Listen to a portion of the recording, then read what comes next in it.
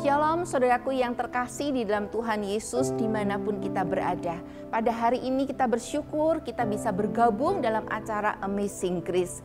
Hari ini firman Tuhan terambil dari Amsal pasalnya yang ke-15 ayat yang ke-16 dan ayat yang ke-17. Firman Tuhan berbunyi demikian. Lebih baik sedikit barang dengan disertai takut akan Tuhan daripada banyak harta dengan disertai kecemasan. Lebih baik sepiring sayur dengan kasih daripada lembu tambun dengan kebencian. Tema kita hari ini hikmat versus kekayaan. Kalau kita berbicara tentang hikmat, orang yang berhikmat itu tandanya seperti apa? Cirinya seperti apa? Orang yang berhikmat, orang itu dapat membedakan mana yang baik dan mana yang buruk. Orang yang berhikmat tahu mana yang benar dan mana yang tidak benar.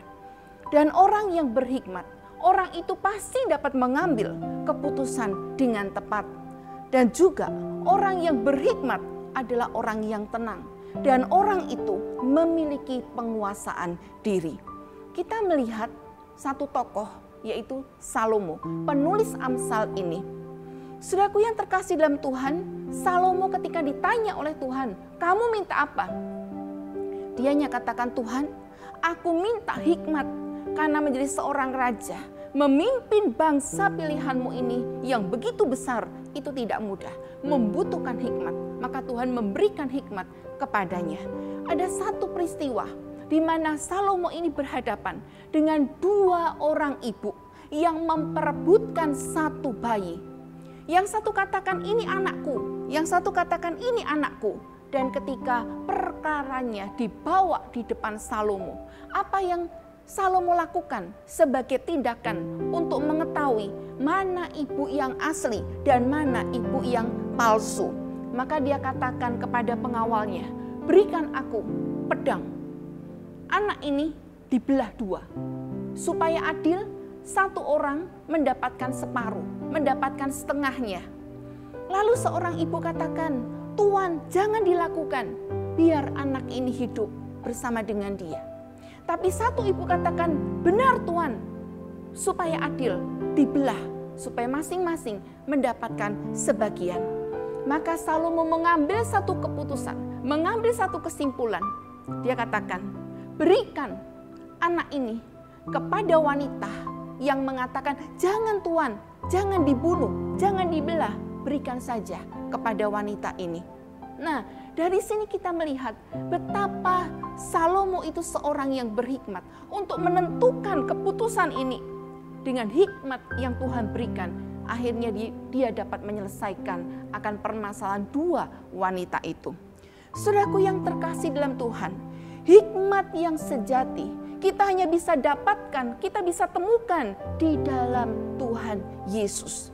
Mari kita mencari, mari kita meminta dan menemukannya di dalam Kristus yang mampu memberikannya kepada setiap kita. Kemudian ketika kita melihat hari ini tentang kekayaan, saudaraku yang terkasih dalam Tuhan, kalau kita ngomong soal kekayaan, ada satu pertanyaan. Mari kita mendengarkan pertanyaan ini. Apakah kita mau kaya? Apa jawaban kita? Atau pertanyaan yang kedua, siapa yang tidak mau kaya? Sepertinya ketika kita mendengarkan pertanyaan ini, jarang ada yang mengatakan, aku tidak mau kaya. Pasti semua orang kepingin kaya. Pasti semua orang pengen yang namanya kekayaan itu menjadi miliknya. Hari ini, di dalam zaman yang begitu modern, di mana-mana bergelimang, gemerlapan di sana sini, harta luar biasa kita lihat. Ada satu paham, hedonis. Intinya mengatakan apa? Kecil, bergelimang harta. Muda, pesta pora. Tua, kaya raya. Mati, masuk surga. Wah, saudaraku, ketika kita mendengarkan prinsip ini, siapa yang tidak menginginkan? Coba mulai dari kecil, sudah bergelimang harta. Bahkan muda, dia bisa berpesta pora. Sampai tua, hartanya tidak habis. Kaya raya. Bahkan mati pun dia menikmati surga. Semua orang pengen yang seperti itu. Maka tidak heran, ada orang tua yang menasehati anaknya. Nak, kamu sekolah harus pintar. Supaya nanti kamu jadi orang kaya. Wah, ya, nasihat orang tua ini kepada anaknya, sekolah yang pintar supaya kamu jadi orang kaya. Kekayaan hubungannya dengan harta, dengan materi.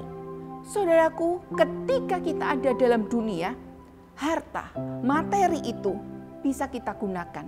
Tetapi ketika suatu hari kita dipanggil oleh Tuhan, kita meninggalkan dunia ini, tidak ada satupun kekayaan, tidak ada harta, materi yang kita bisa bawa. Bahkan kekuasaan apapun juga harus kita tinggalkan.